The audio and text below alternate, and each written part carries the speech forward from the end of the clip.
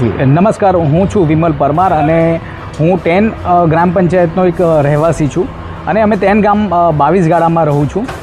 અને આજે તાલુકા પંચાયત પર જ્યારે વિકાસ અધિકારી સાહેબને અમે એક અરજી આપવા માટે આવ્યા છે અને અરજીનો જે ખાસ વિષય હતો એ છે 10 રહેણાંક વિસ્તાર 22 ગાળા જે છે એ 22 ગાળામાં જે બ્લોકનું કામ અત્યારે થયું છે થોડાક દિવસો પહેલાં, અને એ જે બ્લોકનું કામ થયું છે એ ફક્ત 4 થી 5 ઘરોને જ કરવામાં આવ્યું છે અને એ જે ગ્રાન્ટ પાસ કરવામાં આવી હતી એ તાલુકાના સ્વભંડોળમાંથી જે અમારા ગામના જે તાલુકાના સભ્ય છે દિનેશભાઈ ગોવિંદભાઈ પરમાર, એમના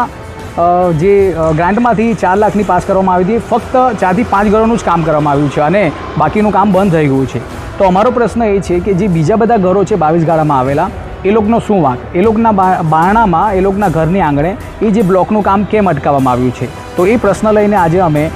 તાલુકા પંચાયત વિકાસ અધિકારીશ્રીને આ અરજ કરી છે કે તમે એનો એક ચકાસણી કરવામાં આવે કે એ બ્લોકનું કામ કેમ અટકાવવામાં આવ્યું છે અને જો બાકીનું કામ છે એ કેવી રીતના પૂર્ણ થશે, ગ્રામ પંચાયતથી થશે કે તાલુકાએથી થશે, એ અમે પ્રશ્ન લઈને આવ્યા છે અને એનું નિરાકરણ અમને જલ્દથી જલ્દ મળે એવી આશા સાથે અમે વિકાસ અધિકારીશ્રીને આ અરજી આપી છે. અને બીજી એક અરજી અમે 10 ગ્રામ પંચાયતમાં આપવા જઈ રહ્યા છે કે ત્યાંથી પણ અમને એક જવાબ મળે અને આગળ આ કાર્યવાહી થાય એની અમે માંગ કરીએ છીએ. ધન્યવાદ.